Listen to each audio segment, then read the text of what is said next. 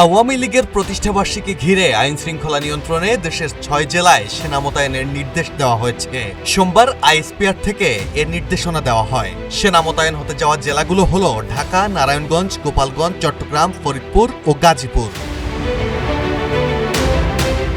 সূত্র বলছে, আওয়ামী লীগের প্রতিষ্ঠাবার্ষিকী ২৩ জুন। প্রতিষ্ঠাবার্ষিকী ঘিরে দলটির নেতাকর্মীরা মাঠে নেমে নিজেদের অবস্থান জানান দেওয়ার চেষ্টা করতে পারেন। তাতে আইন শৃঙ্খলা পরিস্থিতির অবনতি ঘটতে পারে বলে আশঙ্কা করছে আইন শৃঙ্খলা বাহিনীর গোয়েন্দা সংস্থাগুলো। মূলত সে কারণেই সেনা মোতায়েনের সিদ্ধান্ত নিয়েছে সরকার। আগামী ৩০ জুন পর্যন্ত মাঠে থাকবেন সেনা সদস্যরা। সেনাবাহিনীর পাশাপাশি দায়িত্ব পালন করবে পুলিশ, র্যাব সহ অন্যান্য বাহিনীও। আওয়ামী লীগ যাতে মাঠে নেমে বিশৃঙ্খলা সৃষ্টি করতে না পারে সেজন্য বাহিনীগুলো ইতোমধ্যেই সতর্ক অবস্থান নিয়েছে। রাজধানী জুড়ে মোতায়েন করা হয়েছে অতিরিক্ত ১৮,০০০ police.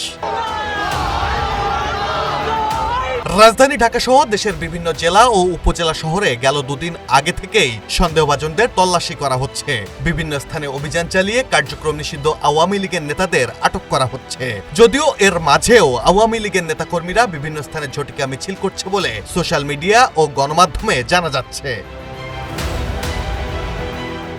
Mahmudul Hasan Shaon, green TV digital.